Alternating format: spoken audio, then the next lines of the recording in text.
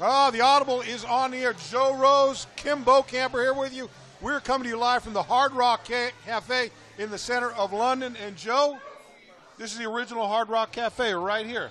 I thought you were making it up. No, you always say I make it up. I owe Kim Bokamper an apology because we're sitting over here drinking water, by the way. We're going to drink the beer a little bit later on tonight. Like about a half hour. So Bo goes, this is the original Hard Rock. And I'm thinking, because he BS's me a lot. So I thought, no way. And so we asked. He was right on the money. This is the original. Yep. I'm looking right over here at the top of the bar. There's an Eric Clapton guitar, the first ever piece of memorabilia ever at a Hard Rock. So that's where we are. And I tell you, Joe, there's a ton of fans in here, man.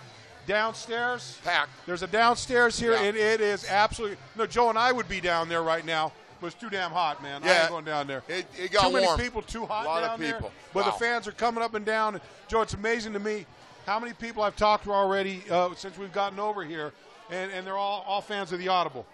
A lot of people watch the Audible. A lot of people asking Leon, what's up with Leon? Man? Yeah. Where's Leon? What's Leon really knows like? Where Leon is. Yeah, no. I go, well, look for the knucklehead walking around. They go, which one? I go, don't worry. You'll know which one. You'll know Leon. You'll know if when you see him. Leon. It is amazing, though, this show, because it can be viewed all over the world. It is amazing. It brings fans wherever they're coming. We got the UK club going to be here tomorrow. Yep. Bo, there's got to be a couple hundred fans downstairs. They're here. And it's just wonderful to see. And I tell you what, it's a home game for the Dolphins, and the Dolphins are doing it right. Among the group of people that are here with the Dolphins, Larry Csonka, Larry Little, Dan Marino, Mark Clayton, Sam Madison. Who am I missing, Joe? Lusaka Polite. I mean, Troy Drayton's here. Twan Russell's here.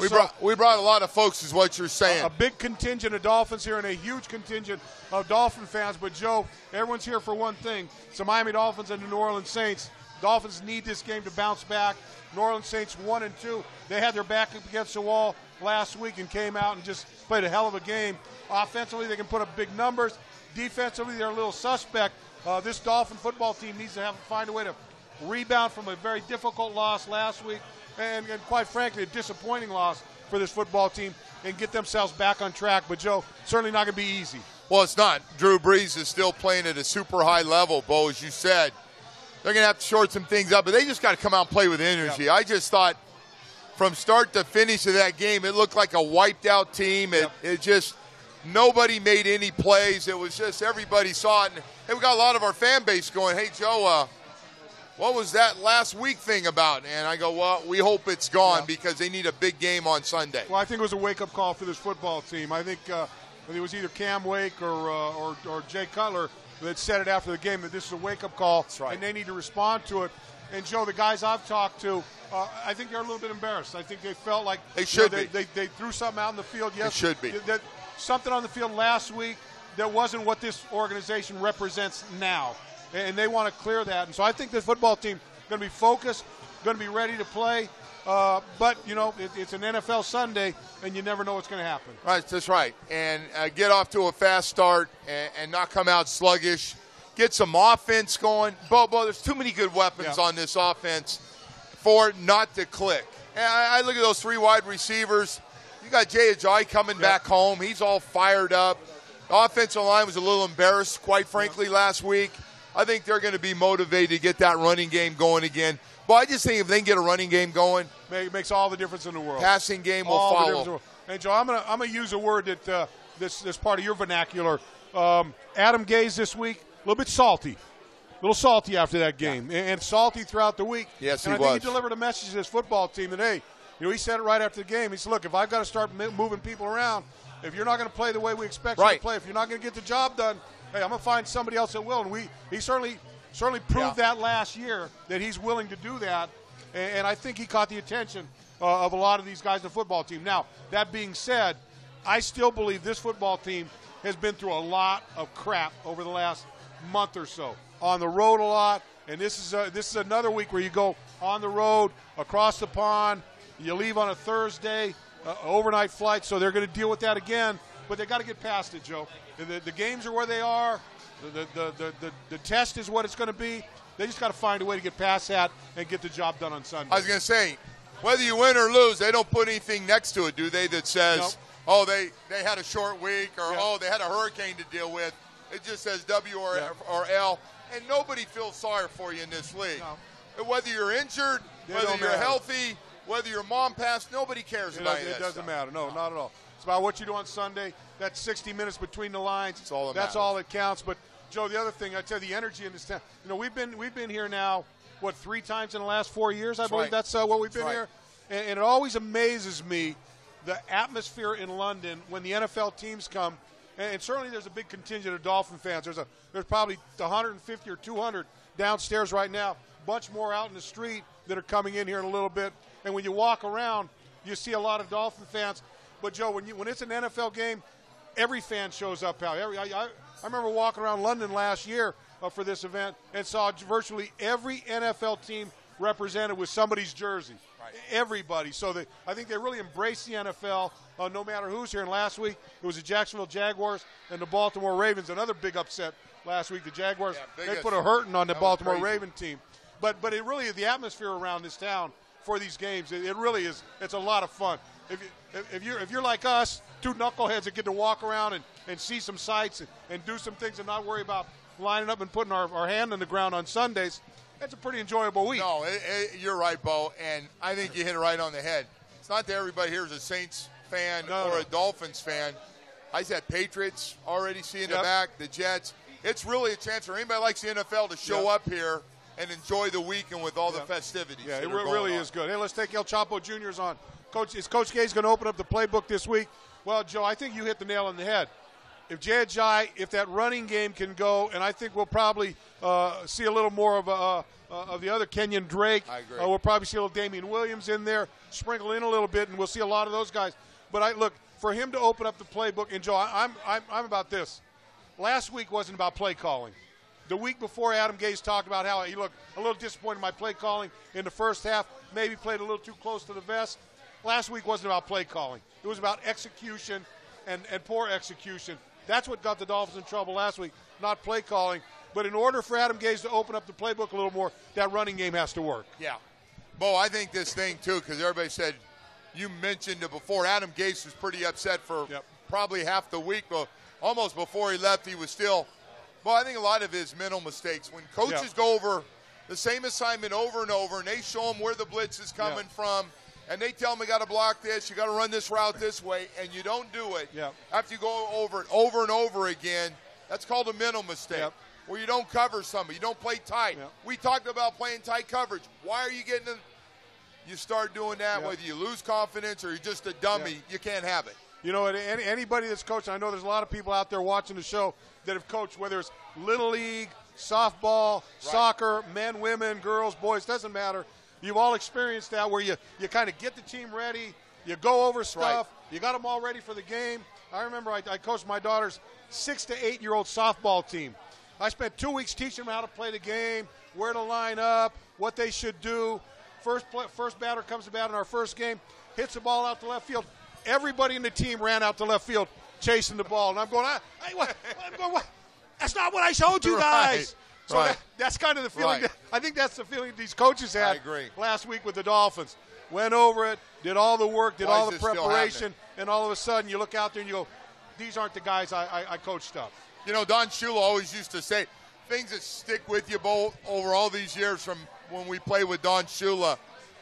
If somebody's better physically, I can live with that if they beat you physically because they're better, faster, stronger.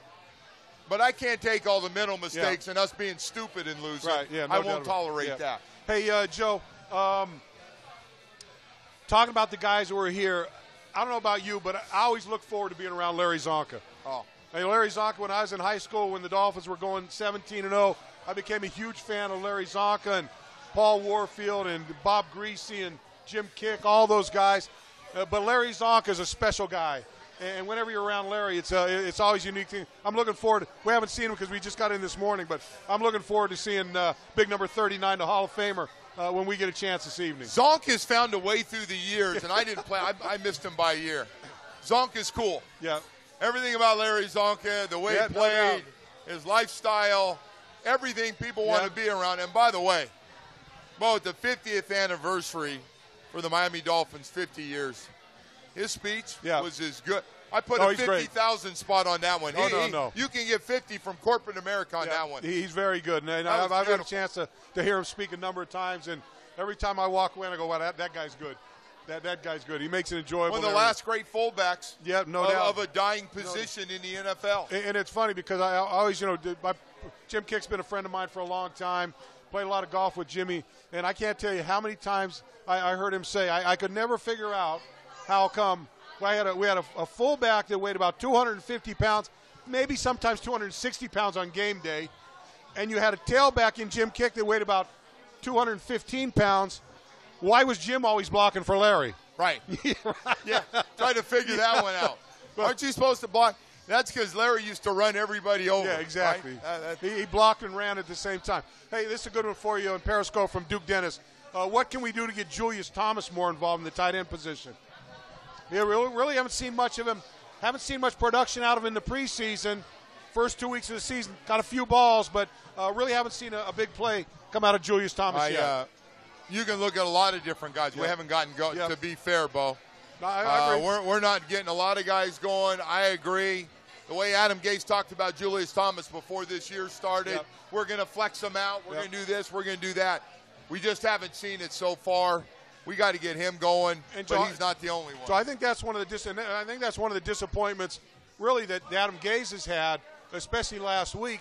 Is we talk about the receivers, and we've been talking about this receiving group for a long time. This whole offseason, how good they can be. Devontae Parker's getting better. Kenny Still's got the new contract. That's right. You know what Jarvis Landry does. And I think it was very disappointing last week that these guys weren't able to get open. They couldn't get separation and get the ball thrown to them. And I think that was a big point of emphasis for this football team this week. Yeah, I don't think anybody gets a hall pass for last week. I didn't think the receivers got separation.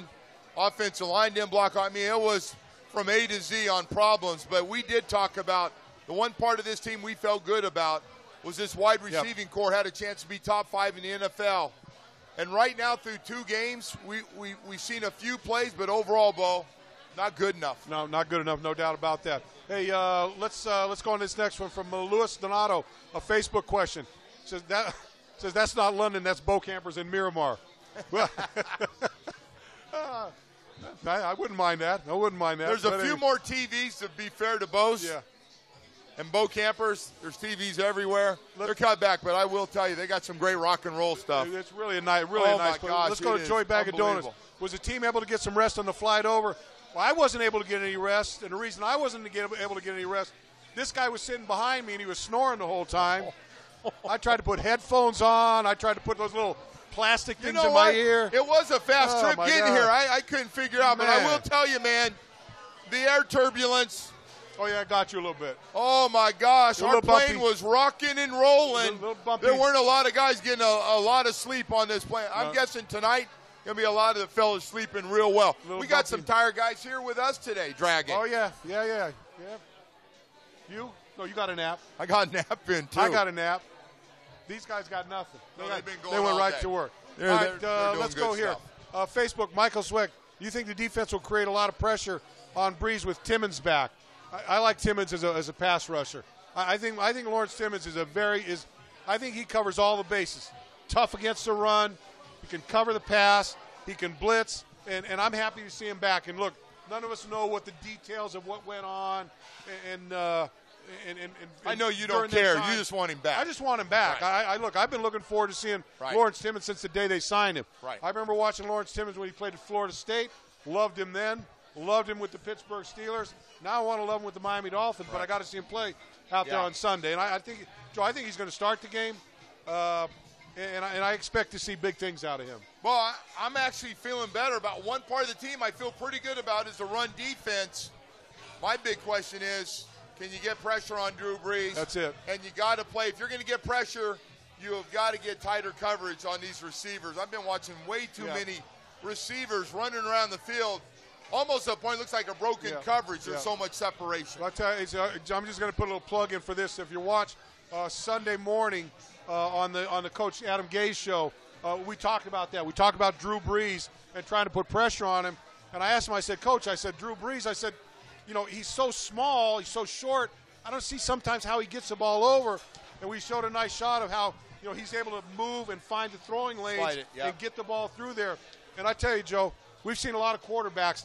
I don't know if we've seen many as accurate short, medium, or downfield as Drew Brees has been.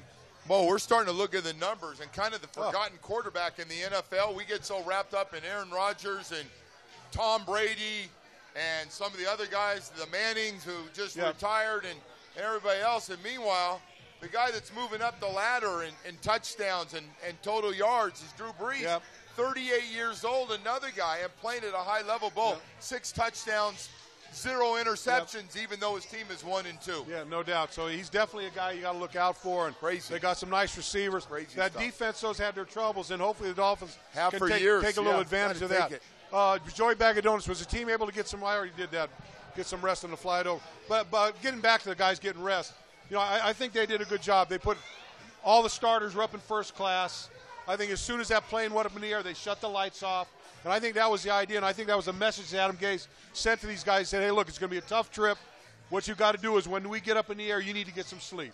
You need to get some sleep because they had to get down, touchdown here, get right to the practice field, and go. And then tonight some of these guys will have a chance to get some more rest. But I think most of the guys did on the flight over, did their best to get some rest, get some sleep, and get themselves ready. Well, I don't know about you, and we know the Saints have been here. Yep. Since they were able to win their last game against Carolina, they flew right over. But, Bo, you got a chance. If you do it right tonight, you get a good night's rest. Saturday night, you get a good night's rest. That should be enough, man. Yeah. There are no excuses why you shouldn't be energetic, game plan, mentally know what you're supposed to do, and come out and play with urgency. And, Joe, you and I are in a hotel that's in the middle of town and in the middle of all the hoopla going around this games. Those guys are right next to Wembley Stadium. They're kind of sequestered there, so they're not facing all of this, all this commotion in here, and they're there. Right. And I would suspect these guys, after what happened last week, are focused, or working on their game plan, or paying attention to the details, and doing all that. I just think I think that's going to help this football team. Well, you sure hope, Bo. You don't want to look. You and I don't want to be talking coming home.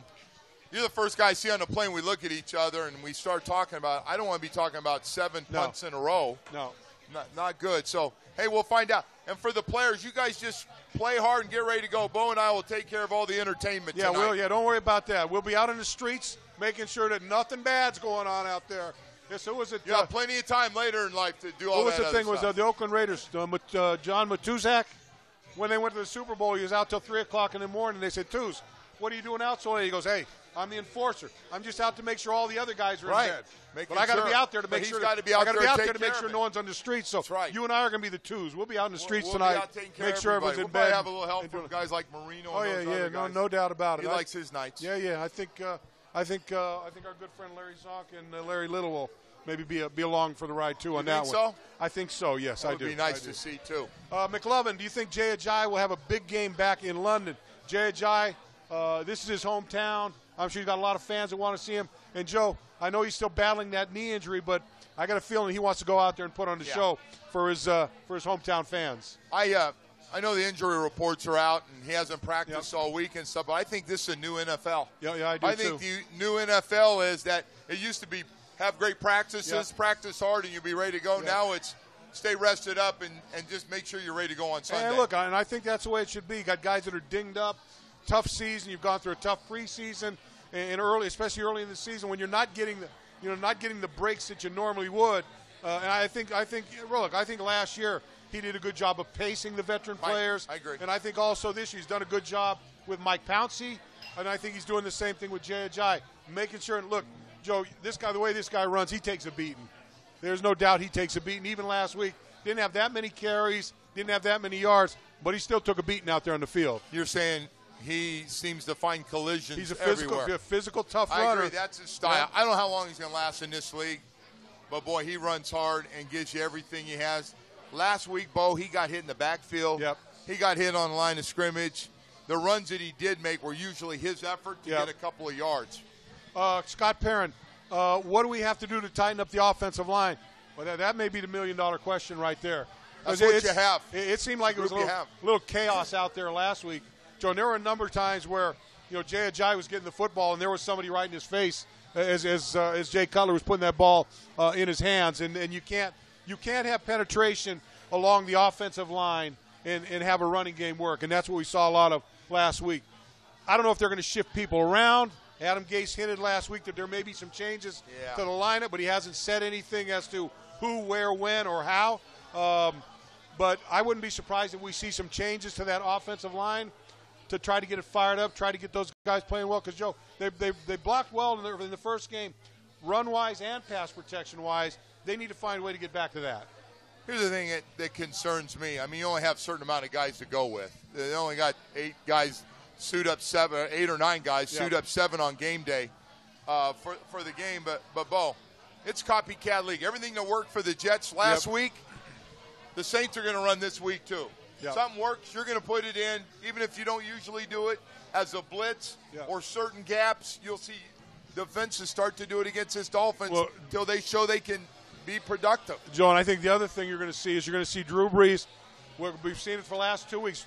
Drew Brees trying to get the ball out of the pocket quickly, not that pass rush get there, and work those medium to intermediate routes that really the Dolphins have had trouble covering for the last 2 games, first 2 games this season.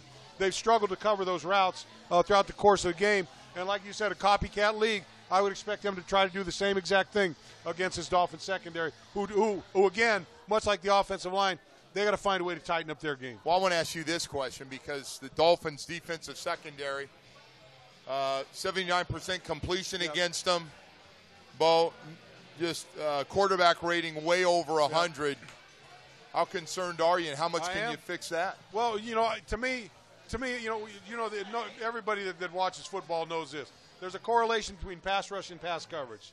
There's a correlation between pass coverage and pass rush. Right. One side does their part or goes, or is extraordinary at what they do. It certainly helps the guys from in the back. Guys do an extraordinary job in the back. It helps the guys up front get there a little longer. I'd like to see us be a little more physical in the secondary, reroute guys a little bit, and give those guys up front a little bit of time because, Joe, even last week they were around McCown a lot. I think they had 2 sacks in the game. Wake had 1, Branch had 1, but there were other times where they had him moving back there. And if you could get you a little bit of extra time from the guys in the back, I think they can put I don't care if it's Drew Brees. I don't care if it's McCown. Tom It doesn't Brady. matter. Doesn't matter. If you put pressure on this quarterbacks, it's tough on them. No doubt about it. Periscope question: who's the verbal leader on this team? It's funny. I really think Cam Wake has become one of the verbal leaders on this football team. Jarvis Landry at halftime of the first game came out and talked to the locker room in a very aggressive tone, kind of sparked this team in the second half. I think Cam's also a guy that he stepped up and talked to the team a little bit. So I know a guy they all look up to, Mike Pouncey. Yeah, no doubt. Yeah, has been there. And Ndamukong Suh has really started to loosen up a little bit with everything. Hey, Bo, this guy get guys making plays, making some plays. Even if you make mistakes, you got to have some guys we're talking about on our flight home about, wow, did you see how many plays this guy made? What a great catch. What a great throw. Did you see that one-on-one tackle? I'd rather have the guy. I would rather have the guy on the team that doesn't talk much but makes a ton of plays. I agree. I don't need a guy barking at everybody. Going, come on, you guys, let's go. And you're going, wait a second. You haven't made a play in 3 weeks. You're like a Dwight Stevenson kind of a guy. Yeah, I like that guy. Doesn't say work, just kicks ass all the time, right? You watch his film the next day after the game, and you're going, what? Oh, my God, he destroyed that guy again. That was Dwight. Facebook, Anthony Shake Felicio. You think Maxwell is on the hot seat? Byron Maxwell struggled last week. He's in the week before. I think, but look, this is the same way Byron Maxwell started off the season last year. He eventually found his way and became a pretty good cover guy for the Dolphins. But I think he's got to tighten up a little bit. But if Maxwell's going to be good, going back to a question we had here, Maxwell's got to bump and run. He's got to jam. And if he gets loose, he's in trouble. He needs to get up there. He's a guy who needs to play with his hands, jump, and get physical on the line of scrimmage. And Bo, if he doesn't, he's going to struggle. And by the way, he's a marked man because he's getting a lot of targets. They're throwing at him. You have to start making some plays. So it's the other question, the safety position. Nate Allen last week didn't play the latter part of the game. Hamstring injury. I know he's practiced this week.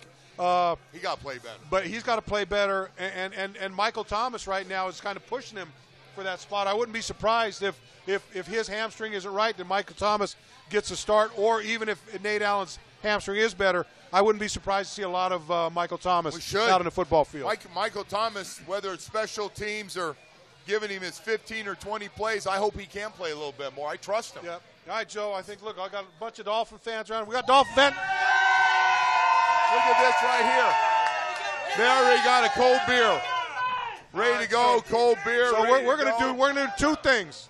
Did I hear a bangy dangy over there? I They're think talking about the banging of a. No, I'm talking about bangy dangies where we're gonna go down and see some of those fans, Joe. But before we do, you can't come to London and not have a pint. Cheers. Oh, that was That's good. Gonna do it for the Audible. Bo, thank you. That was the best surprise you've ever given me right there, my man. All right. Whoa! First of many tonight, I can promise you that.